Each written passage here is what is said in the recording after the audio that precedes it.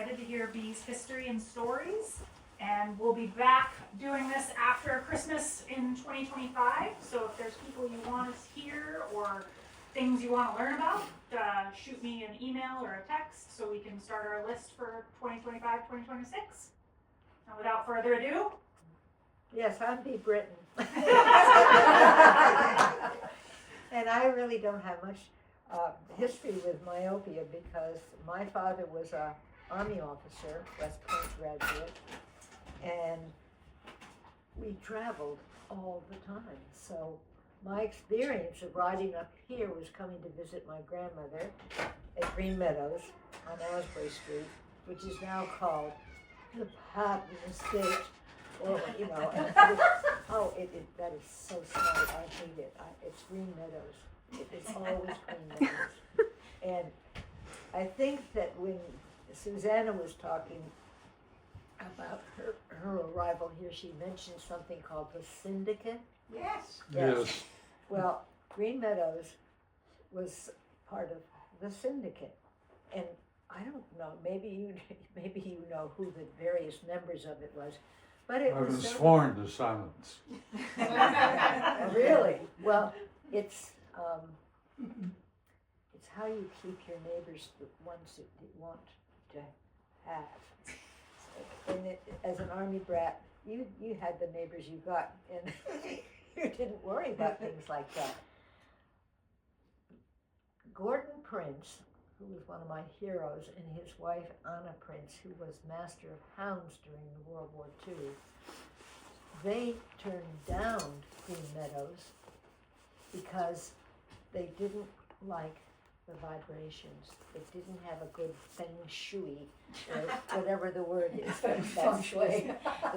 There was also a tree in the front yard that had a chain hanging off it, and that was something that all the grandchildren thought was, very sinister. Wow. And we had spirits that came out of the pond across the street, Black Pond, and they left slime on the window screens. And so this is what I came up for summer vacations to visit with my grandmother, who had lots of stories to tell. And I guess she made the cut because the syndicate sold Green Meadows to the Pattons, and they wanted her there because Grandpa Patton was going off to war to fulfill his mission, which was to become a great warrior, because he'd fought with previous lifetimes. Nobody believed him, but he'd been born 7 times and fought. And that's one of the lines that's in the Patton movie with George C. Scott when they're in Africa, and Patton's group is winning in the deserts, and George C. Scott jumps up and he says, "I read your book, Rommel." But that's the sort of environment that I moved into, and I'm looking at all the people here and the ages of all the people here, and we all rode with our children, and our grandparents rode with us too. And there's nobody riding with the young riders because they just go around in circles. Excuse me. There are some kids that are out there riding cross country and jumping logs and bushes and ditches. I don't see them. I see them at the horse shows, but I don't see them having. We had fun, and one of the things that I lived for was the Myopia Horse Show, which was a 2-day horse show. And on the first day, it was Kids' Day, and we had gymkhanas, and we rode bareback. We had to sit a buck, and we had to hop from one end of the polo arena, thanks to Neil Air. We had that polo arena. And our grooms, which were often our parents, had to hop back and get on the pony, which was eating grass and you couldn't get its head up. and there was musical chairs where there was music being played and you trotted around, only there was one chair missing. So when the music stopped, everybody ran for a chair, and it got really kind of this way, and that's okay. And somebody was going to get left out, which meant there was no chair for them. And then they'd take another chair out, and pretty soon it was just a few people. And we had to wear costumes. Oh. And my mother had dressed my younger brother, who was 4 years younger than me, to be a warrior. And the pony that he was riding was my pony, Sailor. And she had a thing that you cook lobsters in that went over his head. And she'd taken a stocking and stuffed it, and it was coming out the top because that's what warriors wore in those days. And Sailor could see that thing wobbling on Jamie's head, and I think he fell off 3 times in a row before she carried the helmet around under his arm. But that was the kind of fun we had. And then as the afternoon progressed, the older riders got to ride the 100 trial course. And then they picked, it would be 3 in each group. And the jumps are still out in the myopia field, but they don't jump them anymore. There's the bank, and there's a ditch, and now it's all colored things and portable jumps. But we went out there and rode 3 people, one behind the other, or if you were really brave and had a good pony or a horse, you rode side by side and jumped triple across like that. And the winning team got to ride the next day, which was the official Labor Day weekend. It was the Monday. And they rode against the adults. And we often won. And it was really, really fun.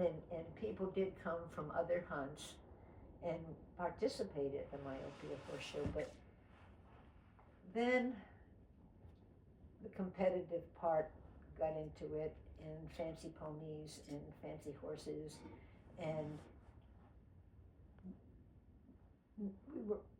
the young people were not being brought along. And we had a very active pony club in those days, but being a summer friend of this community, I loved the Myopia Horse Show. It was my favorite horse show. It was my only horse show. I lived for it. And that night we got on the Crescent Special and went back to Washington, D.C. To wake up to go to school. And so it was working all summer to ride in the Myopia Horse Show. And there were some things in Ipswich and Danvers that you could go to that were sort of early eventing things. But the pony my first pony was given to me when Dad was stationed in Panama, and it was an Indian pony, and it lived on the hill, and it didn't come in at night, it didn't get grain, and it just ate grass, and the vampire bats ate it. So it had sort of yucky sores on its buttocks. Yeah, his name was Dynamite. He had a broken ear because the Panamanians steered their ponies by pulling their ears. Because they didn't get any grain, they didn't have any energy. So they were perfect ponies for a 5-year-old who thought it was the most beautiful pony in the world. It was my favorite pony. And it was passed on to some other lucky child with a loving grandmother. And my father moved to Norfolk to go to the War College. And they bought me another pony. And his name was Sailor, and he looked like a Morgan. And he had those great big, soft, brown eyes. And he had ears that when they were pricked, they practically touched together. And he didn't jump ditches. It was not in his contract. They don't have ditches in Virginia. which was where we were when he arrived. And so I never tried to make him jump ditches until I was invited to ride around Ledyard Farm with Granby, Mrs. Eyre Sr. And she had a whole bunch of grandchildren that were all my age. And she had the most enormous horse I've ever seen in my life. His name was Ponder, and he was a flea-bitten gray, and I think he must have been at least 18 hands high. Wow. And so she was the commandant with all of these grandchildren and great-grandchildren, well, thoughts of great-grandchildren coming along. And she said, what do you mean that Sailor doesn't jump ditches? All horses jump ditches. There's no reason for him not to jump ditches. And I said, well, he can tell you lots of reasons. And she said, well, that ditch looks a lot wider than it is. But if you get off that pony and you walk over there and you walk over the ditch, step on from one side of the ditch to the other side of the ditch, you know, I'm not very tall. I'm still not very tall. And I sit there, and she came cantering down that hill, not the hill with the house on it, the other hill. And she came cantering down the hill, and she had her hunting whip, and she smacked him right across his bottom, and he didn't know what was happening. And so he jumped the ditch, and then he jumped on me. Oh. And she said, see, he does. Now we're going to jump together. We're going to canter down the hill, and you're going to get on him, and you're going to use your riding crop, and you're going to mean it, because if you don't mean it, he's not going to do it. So you've got to really mean it, because he doesn't want to add jumping ditches to his resume. But I've never felt the same. He did jump it, because she was coming up behind him, and he did jump it. And I had my eyes closed and my hands in the bag. Oh my God. But I've always had a thing about ditches, and I still do.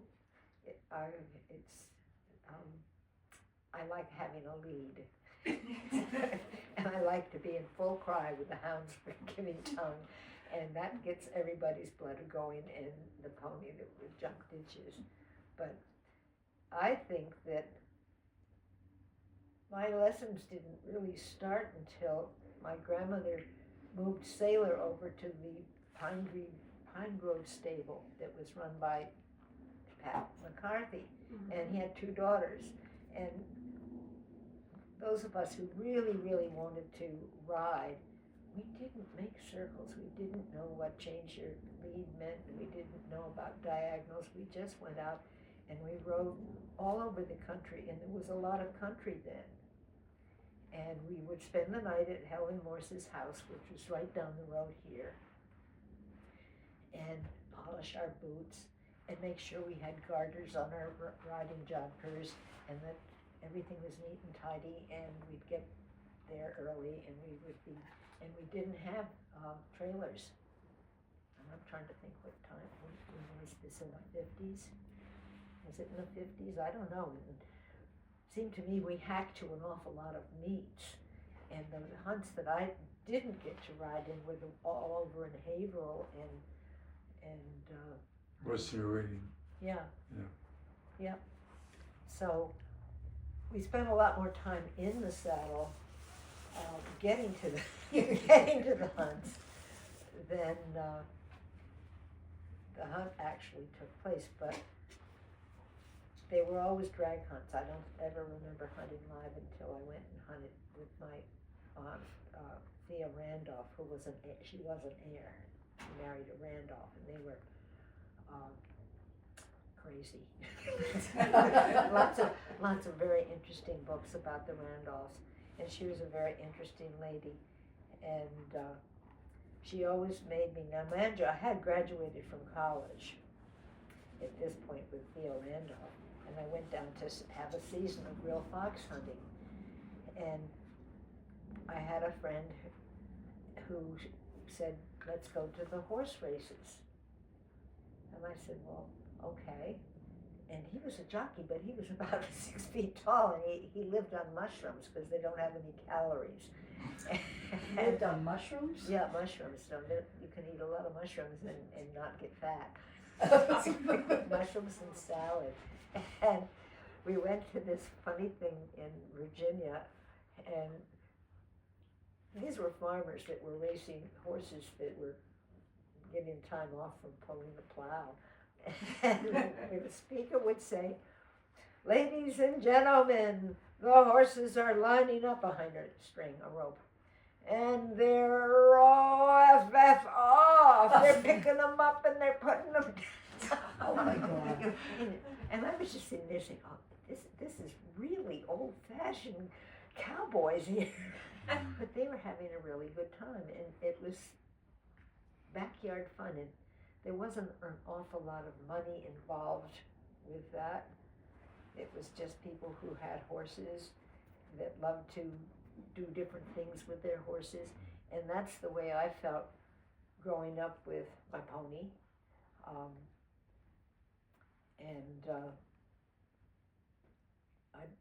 Helen Morse did take us all through the Charles Ayers Woods, which is way over past 22, and different hunts that we could go all the way out past the electric company, going on to Haverhill and places like that. The field was huge, and it's because the land was owned by very few families.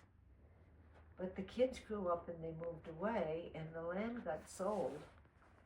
And so if it weren't for places like Appleton Farms and across the street to, what's the name of it? Groton House. Well, Groton House, Yeah. yes, but then on the other side of the river is all woods and it's now houses. But it used to be. Willowdale? Oh, it's Willdale Forest. Yeah. And then you could ride through the Audubon. True. Only trotting. I remember riding through the Audubon. That wasn't that long ago. They kicked us out. Yeah, it just seems, but you're not invited to do that anymore because it disturbs the bird watchers. I never rode over a bird watcher, and I used to go there. I never did either.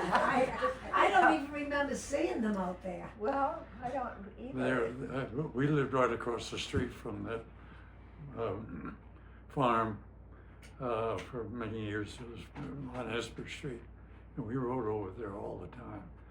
And we had pretty much free run of it. I know, nobody said anything to Well, that's us. because certain people knew certain people over there. And if you cultivate good relationships, things happen. Yeah. Okay, and then the administration changed over there, and a lot of us, got old, and we went away to college and schools and all that kind of stuff. So the pressure was not there. Oh, we have people that are bird watching and they're stepping in horse buns and Oh, yeah. and I said, Oh, but my goodness. the birds come and eat the horse buns. Don't be so prim. Fertilizer. And you also had to get around the turtles. Yes. Huge snapping turtles that came out of the swamp Oh, yeah. out there, and they sat in the road, sunbathing themselves. And laying eggs in their field. Yeah. No, it was really a nature walk to do it, but that land is not available now for horses. And that's too bad, because I don't go over there and walk in there, because if I'm going to walk, I want to take my little dog with me, and I'm not sure Oh, that no, they don't want dogs. You can't take dogs over there either? I don't know, I haven't been for years. no, you have to have them on a leash if you're gonna have them. You have to have them on a leash at Bradley Palmer. This is all the old Proctor place, Brad Street Farm, which is all the way to the west of the Ipswich River. It was all horse people that gave the lands of the Audubon. That's true, That's true. and now we're uninvited. Is that right? I just sent them a nasty letter. They tried to get some money from me, and I sent them a nasty letter that I will never give you 1 red cent, and I haven't since you kicked the horses out of the Audubon. I do that And I too. mi- When you they do send it me too? solicitation, I just got, I this was write a a couple, note, yeah, send it back. a couple of weeks ago. I just did it, yeah. That's not gonna change though. No, I know, Oh, but I make God. a statement anyway. Cause I loved riding in the Audubon. There you are know? more bird watchers than there are, Well, the only statement this makes is they don't send it to you anymore. Yeah, well, So where is this But I place? did that too. Where is They the started on Audubon stop. property? I know the one in Topsfield, but which one are you speaking of? That's the one. that's the one. Topsfield. Oh, the one. It's Topsfield. Bradstreet, the Right. Proctor family, years ago, Yeah. just before World War II, and somehow it was all one big estate Yeah, with the gardens, which were built by droves of immigrants, Italian immigrants, and beautiful piece of property. they have the caves. Say again? They had caves in there. Yes. Yes, okay, And there's also the rock garden, which you can walk around. That's still there, okay. but you couldn't ride around that anyway. It's too narrow. But it's there, but unfortunately, horse traffic is not welcomed at all. But when we had the COVID problem and people were coming from the cities out here, they discovered Bradley Palmer State Park, and I'm sure they've discovered quite a few state parks because they were all getting housebound. And I saw it was actually a German gentleman, and he had two young kids on two-wheel bicycles going up the backside to the moon, which is quite a steep, long, it's not one of the steepest trails to the moon, but Does everybody know the moon? top What of we the mean moon. by that? Yeah, It's a big field on top of Moon one Hill. of the, Yeah, on top of it, in the We've all park. ridden there. Yeah, we've all ridden up there. yeah. Well, those trails have been widened by Danny Mayer, because bicycles are now on them. And Oh, they- Willowdale's ruined by bicycles, Yeah. just ruined. And it's really too bad. They should have learned from what was going on further south off Route 128, because they had so much ruts that the trails were all, Our grass trails just turned to yeah, rocks and ruts. terrible erosions and Yeah. things like that. And the riders I don't know how we can teach. I mean, this is public property and they have a right to be there, but they don't honor the protocol Right. of multi-use trails. And it's beautifully marked out west in the Tetons. You can ride your bike, ride your tractor, ride your horse, and it's all marked. And everybody is very respectful. And I don't know how we can get people not to feel that we're elitist, that those trails didn't exist except for the landowners who went out and mowed them. So, Russell Clark used to have a picnic, and everybody who had a tractor and a bush hog would come out and mow the trails and mow the old racehorse track, and then he'd give them spaghetti lunch or something like that. I don't know he would. And what was the name of that dreadful drink he made? A lighthouse. A lighthouse, yeah. Oh, Russell. I remember yeah. Russell. The only way to avoid having the second one is not to have the first one. That's true. That's true. Because it's very strong, Yes. and I don't drink It strong. was shamelessly potent. I don't And the know. old man was responsible, it wasn't just Russell. Oh, not Russell? His dad was the. It was his father invented it. So, when I got here, I did a lot of pony club, and it was run by, not so much Ann Getchell, but, God, I'm so bad on names. The sister of Donald, I'm sorry, what? the sister of Donald Little? Little. Tricia. Patricia. Tricia Mosley. Tricia Little. Tricia Mosley. Yeah, Yeah, Mosley, she used to do it, and Mrs. Rice used to do it, and we had a wonderful fellow named Colonel Lewicki who came out on the train from Boston wearing riding breeches and polished boots, and he had the old-fashioned riding breeches that had the big Slayer. skirt like that. No. And the reason for that skirt is they didn't have stretching pants in those days. So if you were gonna get your leg up into that stirrup, that's what you needed for those wings that came out. Elephant ears. Yeah, I Yeah, always wondered who came up with that no, design. that's the reason why those breeches were made like that, Huh. because the breeches were, could be Yeah, just material. material. And there was a protocol on what you wore, and my beloved husband went hunting with me and friends in Ireland, and we stopped in England, and he had a pink coat made, cause he'd finally been given his colors. And he came back, and he was so proud, and it was done by tailors, and what would the master like, and would you like 3 buttons, or, and Peter's looking through the book, and he said, I think I'll have 5. Well, he had not walked out on the myopia horse show field where the hunt was meeting, or rodeo was, we were all in proper dress. Russell came up and he said, "You're not entitled to wear a coat with 5 buttons." Oh, no. And I said, now what? And poor Peter's the color of his pink coat now. He's just, he said, he didn't know how to ride when we met. And he was such a good sport. And he said, "I'm sorry, have I offended you?" And he said, "Only a master who hunts his own hounds is entitled to have 5 buttons. Oh, my God. A master of hounds can have 4, but he may have a huntsman. And the rest of you can have 3, may have 3. So Peter said, "Oh, do I cut off the top one and the bottom one?" And he says, "Well, just don't wear that coat anymore." So he was so embarrassed, because this was said for everyone who didn't know that. I didn't know that. Is it still?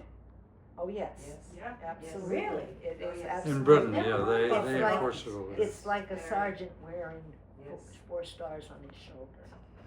You get stripes, mister. You don't get to wear stars.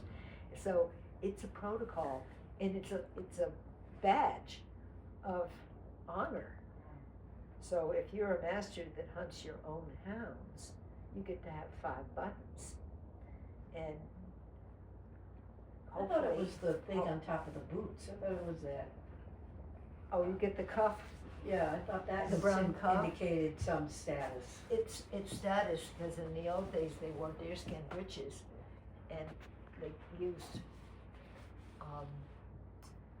the black from your cooking Soot. help Ash. soot, and they boned the breeches. Yes. But you'd still, if you crossed your legs, that soot would come off on your deerskin breeches.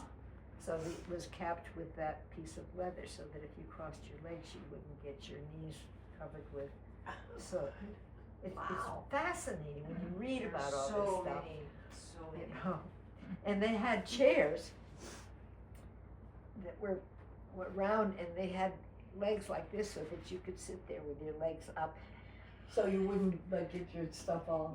All over the furniture and all over the tapestries and things like that. It was very well thought through, so that you would always look neat and tidy. And of course, now you have to have a harness on your hat, because we're so litigious that when you fall off and crack your skull, you're gonna sue somebody, just because you can. So you have to wear hats that fasten under your chin. And my mother wore a felt hat with a with a little ribbon around the crown, had pheasant feathers in it. I was gonna say, did you have pheasant feathers coming out? Yeah, and they didn't seem to worry about falling off on their heads. And and the gentlemen wore top hats, and there was a string from the top hat that fastened to a little loop in the back of their coat, so that if a branch took your top hat off, Useless, lose it. they're absolutely no, useless. it would stay there. And No, if you were a tiny wee one, you started out with a derby yes, before you got your top hat. I didn't know that. Yeah. No, if you didn't have your Riding in colors the derby. and you were riding the Helen Morse or Patty Murray or something like that, Oh, one of the, well, little Helen, derby, you look like Or a bowler? some kind Yeah. of, some guy just walked out of West London. Yeah, it was silly. yeah, a bowler. Yeah. I have a picture of myself in some little Topsfield horse show wearing my mother's bowler, and then I rode in a dressage thing, and Legoff, who was the person that ran all the 3-day events for a while up here, and his remark was, rider having difficulty keeping her hat on. Oh. Yeah, it was going like this. But the idea of competition was, we were such a bunch of cowboys. I mean, Neil Ayer and Ann Getchell brought 3-day eventing here. I'm sorry, what? Neil Ayer Yeah, and then, and Ann Getchell introduced eventing here, and it oh, was, I see what you mean. they, and none of us knew, you know, all of us at the time said, oh, we can do that. We hunt. And the lower, there were only 3 levels. There was primary and the middle and the top. There was no training and super training and none of that. But, so we all thought that, well, heck, we hunt with myopia. Neil Ayer built solid fences. They didn't fall down. Your horse, if they didn't clean them, would trip and fall down on you. But everybody joined it and wanted to ride in it, and we didn't know what the dickens we were supposed to do. You know, you just survived the dressage, and seriously, that was my attitude. If I could just get from one end of the dressage and not forget where I'm going. And, you know, I didn't know what a lengthening of the trot or a free walk or what all that stuff was, meant nothing to me then. And it didn't matter that it meant nothing to me. I didn't mind doing it and looking like a cowboy, you know. I was doing something that seemed very brave. My first event was such a disappointment. The day before it started, before the dressage started, I was told, give your horse a good gallop, let her breeze her before. So I took my hat, got a little horse, and her name was Daylight Savings Time. And I called her Dalliance. And she was a nervous horse, and she got heaves and all the things that nervous horses get. But she could jump like a deer. She only needed one stride, and she could clean anything. So I took her out, and I gave her a breeze, and she tied up. And I didn't know what that was. And I called Dr. Tebow. He was the go-to veterinary in those days. And I said, there's something wrong with my mare. And he said, oh, no, she'll be okay. But I'm not going to pass her to start tomorrow. I said, why not if she's going to be okay? He said, because it could happen again. Blackwater disease, getting too much cold water after they've gotten very sweaty or something like that. And the first Groton House trials here, if I remember correctly, there were people from all over the world that had come. And one fellow had no hand, he had a hook, and he had places on the bridle reins where he could stick his hook in. And the ground was harder than harder than last summer. It was just like concrete. And it was like, I think that's probably what made Dalliance tie up, that she got breezed and came home and drank cold water or something. And I didn't get to my first event. And I probably would not have gotten around because I didn't know the difference between roads and trails and cross countries and all of that. There was a steeplechase in there, and then you crueled out and did things like that. And it was just pure innocence and enthusiasm that I rode with, and not much skill. And decent horses that had the winter off because they didn't always follow my dear father from station to station. So God was on my team. He took care of me. He let me live in a dream, in a bubble, and then I went off to boarding school, and the bubble popped. The bubble popped, and I hated it. I was miserable. They had to change the rules because we had been living in Turkey, where I went to a Turkish school my 9th grade year, and then I came here. My mother had gone to this school. It's called the Master's School. It's in Dobbs Ferry, New York, and it's all girls, and it has excellent teachers, but I wanted to go to Garrison Forest, which was in Virginia, right next to the great big, what's the name of the big, Nat, help me. Sorry. What's the steeplechase down in Maryland? Maryland Hunt Cup. Oh, the Maryland Hunt Maryland Cup, yeah. Hunt Cup. Yeah, I wanted to go to Garrison and be there. And no, my parents could get me into Dobbs because my mother had gone there. And she said, I hated it too. And I said, great. She sent you anyway. Well, because they didn't have time to look at different schools. She wasn't going to send me to Madeira because, and I don't know why, she just was not going to send me to Madeira. Well, and that Madeira was a riding school. And Madeira was not in good favor at that time either, Oh, okay. because of Mrs. Harris. Oh, well, the same thing was going on at Dobbs. Okay. The two men. I never heard about that Yeah, one. well, my Aunt Catherine Merrill came to the rescue, and Jean Siemens came to the rescue because, God forbid, the headmistresses were partners. And in those days, we don't talk about things like that, and I just think that's a shame. Talk about what then? Scandal. It was a scandal. They were gay. Because they are gay. Oh, Yeah, heaven forbid. heaven forbid. All these nice young virginal girls coming here. So, but it didn't affect me because they had been dismissed. And Mr. Mann was brought in. And I just thought he was the biggest phony in the world. And I was just miserable. I would call my mother, collect every Sunday night at 6 o'clock and cry. And I had piano lessons, and I would go up into the old house there that it had private little rooms that you could practice your piano in. And I'd practice, and the piano teacher would come and sneak in to see if I was taking my hour. And right before my French exam, which I didn't do very well on, she said, Beatrice, your mother is wasting her money and you are wasting my time.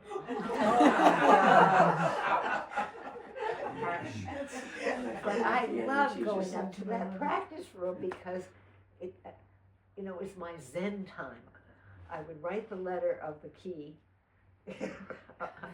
right near the letter, and I'd have the teacher play the piece first, and then I'd go up and I know when I'd hit something wrong, and it was just, you have to really concentrate if can't read music, and I could not, and still cannot read music, but I loved my practice. I had an hour 3 times a week where I could go and practice, but apparently I was a complete loser. And I had friends that hunted and invited me to ride in Central Park, which was a train ride away, and that was fun. So that was about the only riding I did during the school year. What was the fellow? Susan Bondy's father was the master of the white something hunt in New York. and I got to hunt a Thanksgiving hunt, and they gave me a wonderful horse that all you had to do was close your eyes and don't do a thing. But it was fun, and it was serious because it was old-fashioned, and there were rules and etiquette, and you did not pass the field master. You just didn't. I think a hook would come out of the sky and grab you. and my son Nathan, when he was learning to hunt, I bought him a pony that was 4 years old. It was the first pinto pony I ever had bought in my life. And the pony was 4, Nathan was 12, and the pony did not walk. And I took him in the back of the field for a whole year, and he never stopped jigging. And it was hamburger bottom when you came in from riding that pony, but he was so excited that he was with the big boys. And Russell Clark took one look at Nathan and knew that he was going to be passing Mrs. Ellis, and he wouldn't survive that experience because she was very strict. So he said, Nathan, why don't you come up and help be a whip for whipping the hounds? This is all hound exercise, because we're all in school, and you can't hunt when you're in school because it's too early in the morning, too late in the afternoon. And Nathan just had a ball, and Russell Clark was wonderful with kids, just wonderful with kids. Super with kids.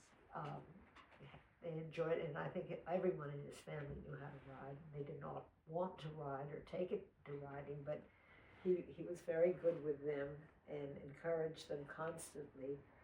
And I'm very happy that Nathan had him as a mentor, because Mrs. Ellis would have probably scared him to death when she told him, if you pass me again, I'm going to hook your shirt with my and drag you off that pony, because you just don't pass the field master. You just don't do it. So, and my daughter, she had a wonderful old pony that young Dr. Orcott vetted for me. It was the homeliest pony I have ever seen in my life. Her name was Heidi. She was black.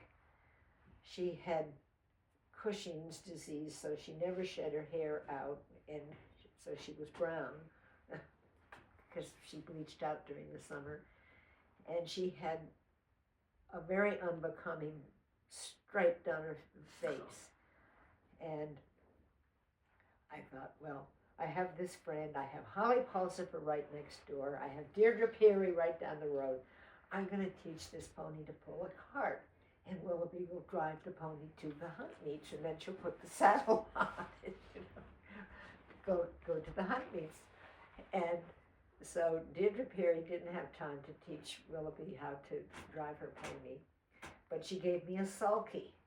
And she said, start with this. I don't have a cart that will fit Heidi. Start with this and be very careful when you make a circle, because the shafts are too short. They're going to jab her in the shoulders.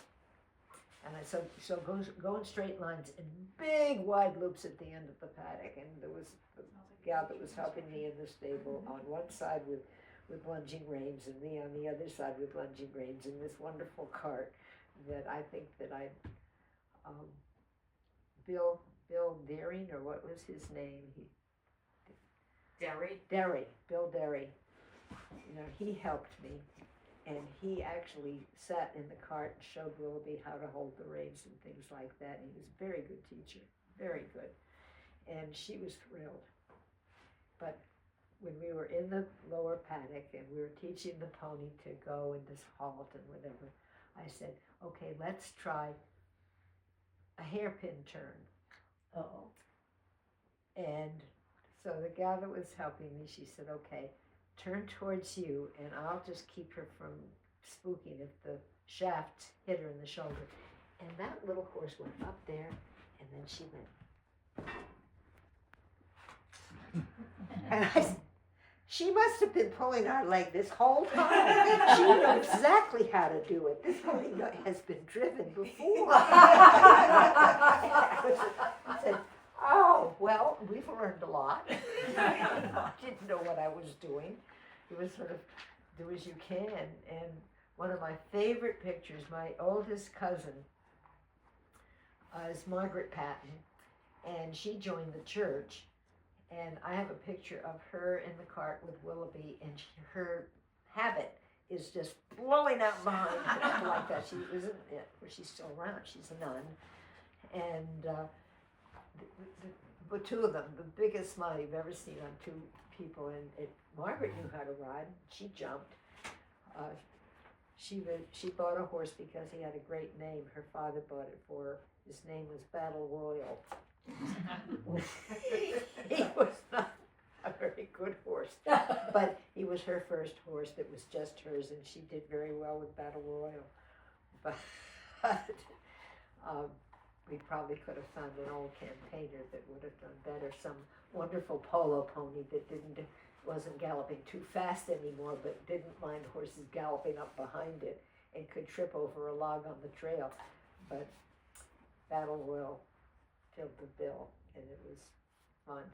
But I think when I look at the kids today and compare to the kind of Wild West bit that, I mean, we were being schooled by people from the generation that had all the protocol, but we had a good time. And we didn't worry if we had blue ribbons or pink ribbons or we had a junior hunter trial, and Willoughby took Heidi in it. It was at Ledyard Farm, and I think there were 21 fences, and we started down underneath where the coffin jump is. And the first jump was a twig over 3 or 4 hay bales. And the second one was a tiny stone wall that was about that high. And she had 4 refusals at the first jump, 3 at the second jump, 2 at the next jump, and 1 at the, and then she was out of sight. And everybody had been invited to invite their parent to ride with them for exactly that reason, that the ponies didn't want to leave the crowd. And I could practically hear my daughter's voice, Heidi! Whack, whack, whack. And she came in and she was absolutely exhausted. The pony was exhausted, but she said, Mommy, that pony jumped every single jump after we got out of sight of Ledyard Farm. You know, we got out by the front with the ditches. And she said, I'm going to get a ribbon. It isn't a blue ribbon, it's a light blue ribbon. And I said, I know, that's a achievement ribbon. Oh, I said, that means you did it. You've won your spurs. That's probably the best ribbon you've ever won to date or ever will win, because you made up your mind. You didn't want Dad to give you a lead, and you were going to ride around and ride over every single one of those jumps. And she said, I did it, didn't I? And I said, you did. It's a rite of passage. And she won the next year. It was over at Clarkville. She won it the next year. Wow. Because she got the kid confidence. And then I think one of the Esdale boys, Charles, took on Heidi, and then many people after Charles. But that funny little horse that Dr. Orcutt, I said, if it's over 14 years old, I don't want it. And he says, it's perfect for you. And I said, how old is it? He said, it's perfect. And I said, okay. And Willoughby thought this was a beautiful pony, that it was homely. It was really a homely pony. And it was honest. It said, you know, you don't know how to do this, and I'll show you don't know how to do it. And she said, well, I'm learning, and I'm gonna do it. And that's been my daughter's history right along. But now I have a wonderful mare. She's a paint. She has one blue eye and one brown eye, and she has an inferiority complex. She didn't like Jessica's old mare, Fiona of Avalon. And Lucy said to me, she said, "Who's that?" And I said, "Well, that's my friend's mare." "Well, you didn't tell me she was coming here." And I said, "No, I didn't know I had to. This is my barn." I said, "I know, but we have 3 stalls here, extra." "Well, she's got a very fancy name." And I said, "She has a lovely name, Fiona of Avalon. I know something right out of mythological tales, King Arthur." And she said, "I know. She probably pulls a phaeton and I pull a plow." And I said, "Well, you can pull whatever you want to pull, but you're not going to get all silly and feeling sorry for yourself, because we don't do that." And she said, "Who's we?" So they were next door to each other, 2 different paddocks, big paddocks, 2 horses, big paddocks. And Lucy was up near the fence near my gardens, and Fiona came up the hill to see what Lucy was doing. She's trying to be a friend. This was the first time they'd been turned out together. And Lucy had found a patch of clover and she was eating them, and Fee came over to help her eat it, and Lucy bit her in the neck for no reason at all, just and Fiona kicked her in the ankle, hind ankle. God, nothing was broken, and they never ate next to each other again. Ever. They never did. And it was sort of like, well, we've sorted that up now, haven't we? And then the next spotted draft, North American spotted draft, came in, and her name is Epona. So we have Fiona and Epona, and don't think I don't get confused. And Epona is now 10. She came as a 3-year-old, and she didn't know anything. She really didn't know. She knew how to have a saddle on her. What happened the first time you put a blanket on her? Oh yeah, she jumped sky high and there were sparks coming out of her shoes. I was like, oh, I guess she hasn't had a blanket on before. She never wore a blanket. She came up when there was a terrible rainstorms in Virginia and had been stranded on an island because nobody could get to her. So what did she know about raincoats? You know, nothing. But she doesn't do that anymore. Yeah, I said, I'm going to do all the blanketing for the next month. Nobody blanket that horse, please. Don't touch And it. then they made blankets back, 9 years ago. She's just turning 10 now. Where when you took them off, they got electric shocks. Do you remember that? Yeah, That's they still do. Well, the new ones don't do that. Oh, They okay. don't. I don't put one on my horse anymore. No, once you start, you have to keep doing it, Yeah. but you don't have to do it. Well, when I got her, she was used to having blankets, but it was in the early fall, so I just didn't blanket her when winter came. And she's been fine. She doesn't grow a long coat, she grows thick. A thick coat. Thick coat, yeah. Yeah, well, that's Jess is breaking me from putting blankets on the horses and leaving them out later in the evening. And once you start, you've got to keep doing it, and it takes all the loft out of their coat. And I'm so short, I can't. These new ones are really heavy. I have to stand on a ladder. This is not good for an 81-year-old lady who's half blind to stand on a ladder and try to drag this thing. To Peter, you stand on that side, and I'll throw the straps over, and then you pull it so that it gets centered on their backs, because these are big girls, big height-wise and strong. Yeah, young mirrors. So, but when Eppie came to the barn, and she was just, I think she'd been ridden for 30 days. And the first time we rode in the swamp, a frog croaked, and she bucked, and Jessica went flying somersault. It was not, she didn't. That was a good one. Just over, head facing the head of the horse, who had fallen into the swamp now, Oh, no. and comes out and goes right to her mistress saying, Where's my mommy when I need her? And the first time a motorcycle came down at our street, Highland Street, and we were riding on a trail that's right parallel to it. I think time's up. I think it's time. People got things to do.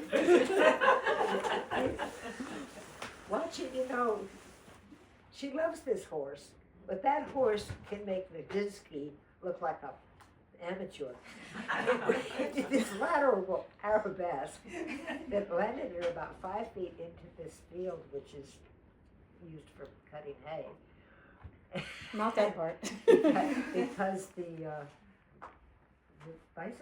motorcycle was just making this awful noise, and she's miserable about motorcycles now, because one time coming back from myopia, there was somebody that wanted to pass the trailer on Highland Street, and Jess is getting ready to turn into our driveway, which is at the very bottom of Highland Street, and there's no houses except one or two, so people race on, they really go over the speed limit. So he's ramming, and the horse is practically having a heart attack, kicking the sides of the trailer in. And I wasn't there, thank God, because I would have probably jumped out the window and shocked the man with my vocabulary. But there's such ignorance in people that do things like that. And so, poor little Ipona, there's nothing little about her, but her bucks and her fears are huge. And now she goes to the hunt, you can put the bridle on and she's just standing there looking around, because these horses are so calm. And Mrs. Appleton used to say, you all should be buying these Percheron thoroughbred crosses or whatever, Clydesdale crosses, because they have good sense. And I don't know what Lucy is. She's certainly not a thoroughbred, but she's very, very sensible. And at my age, I need sensible. And I asked Jenny Berriman, I said, Lucy's got an inferiority complex because she thinks she's common. And she thinks her name is even more common. And Jenny Berriman said, her name is priceless. And it is. She is priceless. Anyone my age that can't see, except out of one eye, should have a horse like Lucy. She sometimes trips on her shadow, but she's serviceably sound. I don't have to jump anymore, which is good because I can't see what I'm doing.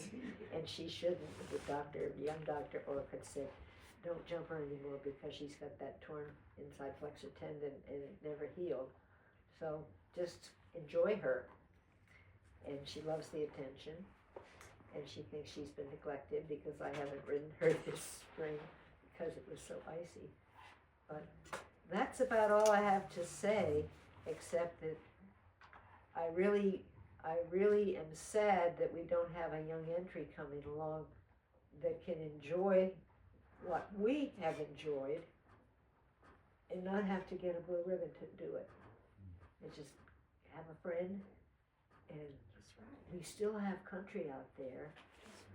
And I'm going to put, when I shuffle off, my children are not going to move into the house. So they already own it, and I rent it from them.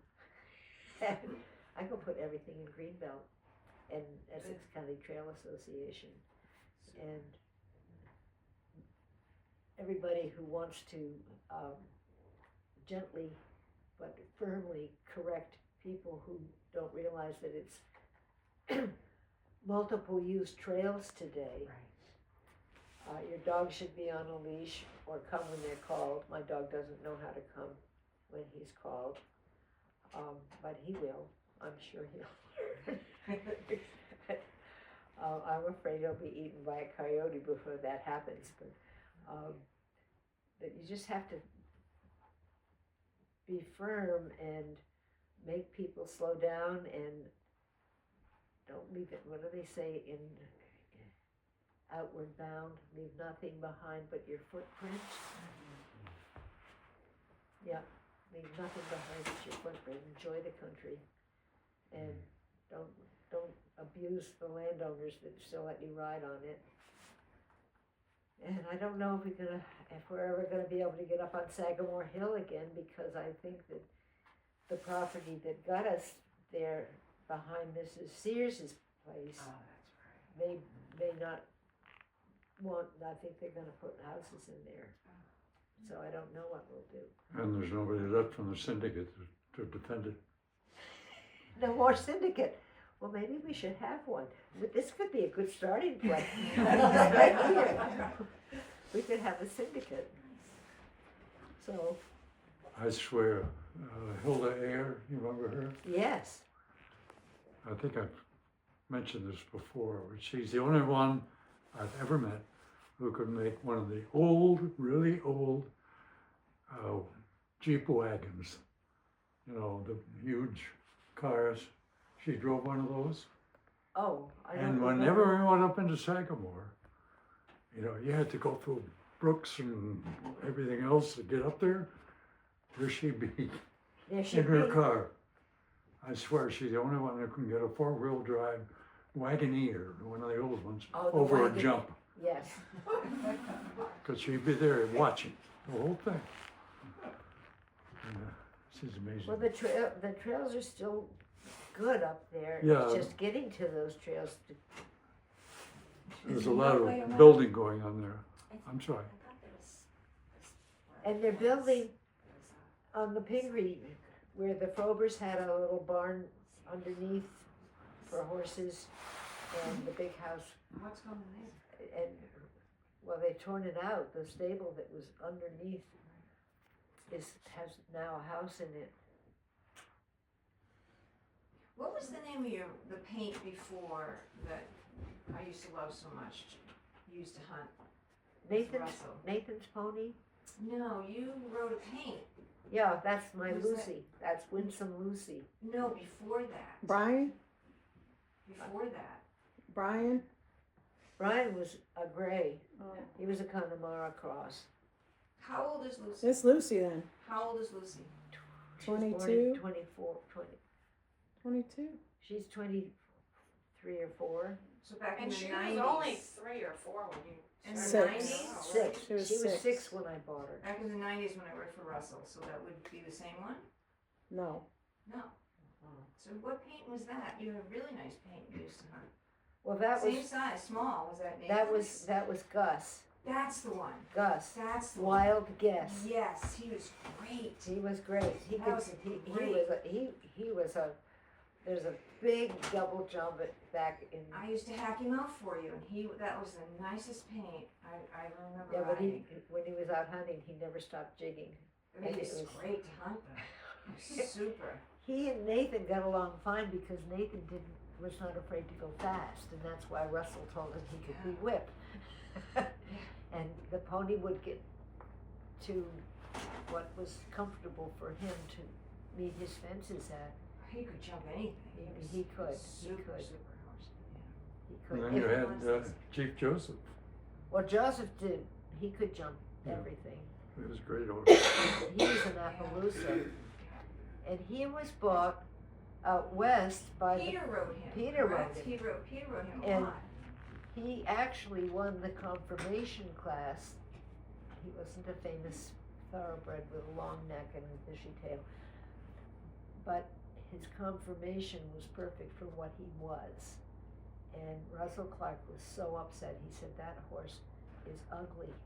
Well, he was. He was white with Well, he was an marmalade Appaloosa, spots. yeah. You know, not patches, spots. And if you are used to riding red-blooded bay thoroughbreds, something like Chief Joseph was an insult. But the Appaloosa comes from the Midwest, from the tribe, from the Pasnay Indian tribe. And it was the leader of that Nez Pierce. He said, "Beyond this point, I no more longer will fight," or something like. He put down he wasn't going to have the cavalry kill off everybody in his tribe. And they rode the Appaloosa. Don't they still raise them? I think they do. So, but Joseph was the only one we've had. And we went down to see another horses from a gal. I bought several horses from over the years. And the horse that she was showing us, it just didn't click. And so she said, well, you gotta go catch a train, but why don't you run back up?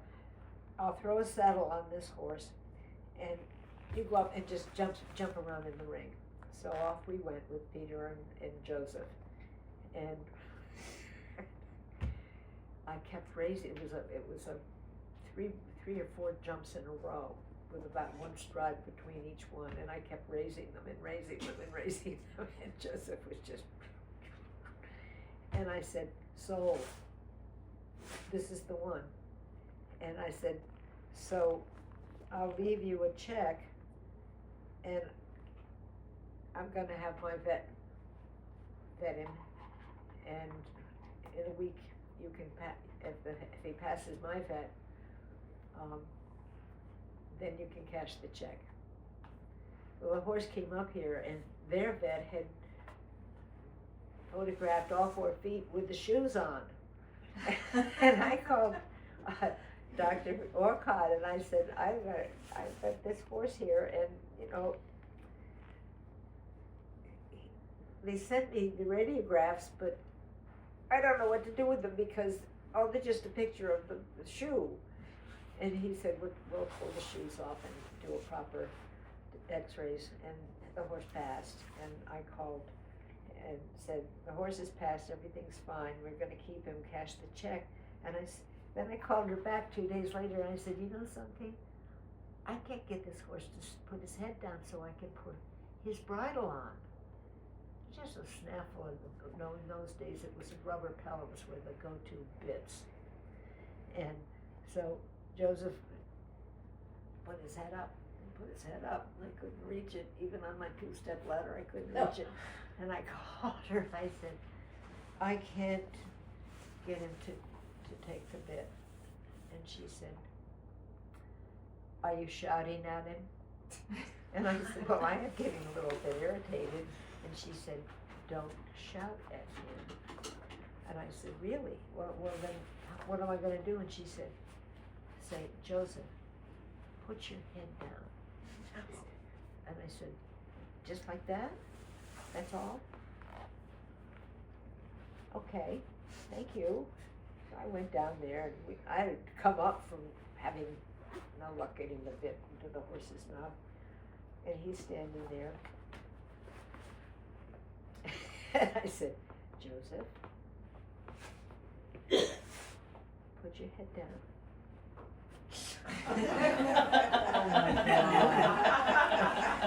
And he did. And he didn't like to be spoken to in a harsh voice. And he wasn't going to put up with that. Excuse me? I don't know. I can't hear you when you talk to me in that tone. And he and Peter got along fine. So that was, he came to an end.